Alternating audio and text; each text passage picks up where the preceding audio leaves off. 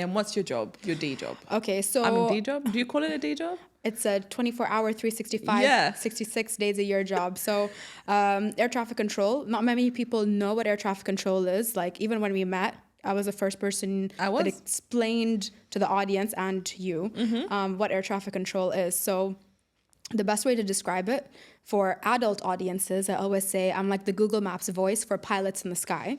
And I tell them where to fly, where it's safe for them to go. And I even tell them what speed to fly, what altitude to climb or descend to, which flight path to take to ensure they are going to their destinations safe and sound. And of course, keeping them separated from other aircrafts. Like if you've ever opened flight radar, you see how congested the skies are worldwide. You can't even see the ground they're flying over. Well, air traffic controllers ensure that they stay vertically and laterally separated to reach their destination safely across the planet. So I do that here. So do you speak to them throughout the flight? No. So I would speak to them if they're in UAE airspace. And once they've left UAE airspace, they speak to the next controller. So, for example, if you go towards the west and you're flying towards, for example, the US, you would go from UAE airspace, then you would go to Bahrain airspace, and then so on and so forth. So they keep switching in between the different areas. It's like playing relay.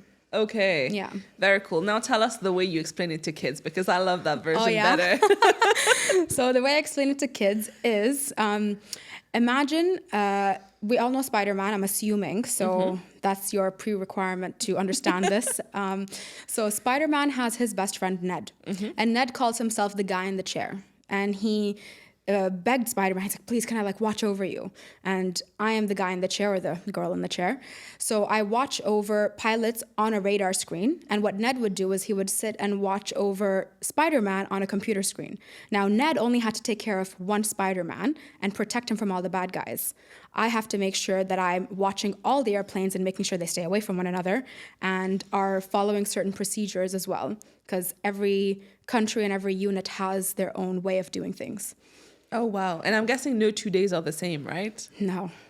Yeah. I had one of my instructors when I first started off, he would tell me, imagine it's like a deck of cards. Every time you throw them in the sky, you don't know how they're going to fall. Sometimes you're going to have a lot of aircrafts at once because a lot of cards fell in the same place. Sometimes it's going to be beautifully spaced out and you won't be stressed at all. Okay, well, you were right. Before you, I didn't even think about the fact that there must be someone doing this job. Yeah. And how did you fall into this? How did you decide that this was your career? So it was more necessity than anything else.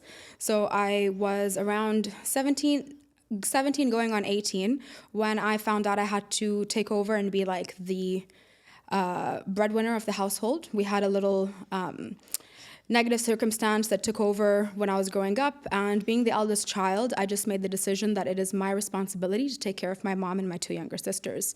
So I applied to as many jobs and scholarship programs as I could find. And I was really hoping to get a scholarship because being Emirati, you are eligible to apply for programs that pay you while they train you and give you a job guaranteed at the end. Oh, wow. But they're super competitive. Not everybody can get in and not everybody can stay within them. And air traffic control was definitely one of the most difficult ones to get into and persevere in. So I had applied, and I remember my biggest goal was financial goals. And I know many people say, well, if you're financially motivated, then you won't love it, or you need to love it more than follow it for the money. Girl, I went for the money. Yes. Shamelessly, because I had to take care of my mom, my 2 younger sisters, and I wanted them to maintain the lifestyle that they had where my 2 younger sisters are going to private school.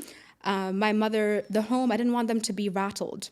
So air traffic control was the one where I would work and be trained for the least amount of time, which was 2.5 years, and get paid the most at the end, and get paid while I'm training.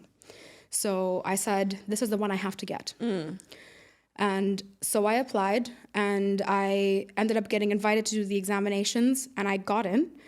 And I went through the selection process and everything. And only after I made it as an air traffic controller, like 2.5 years later, I found out that I was the second Emirati girl to do it in that facility.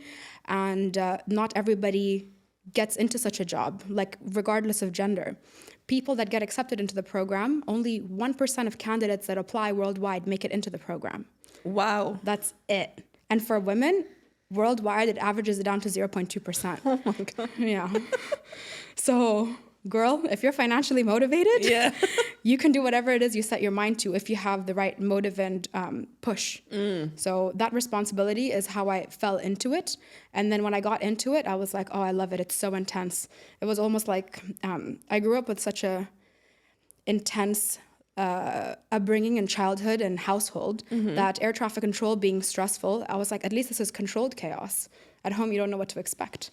So I was like, I was built for this. Oh my goodness. I love that.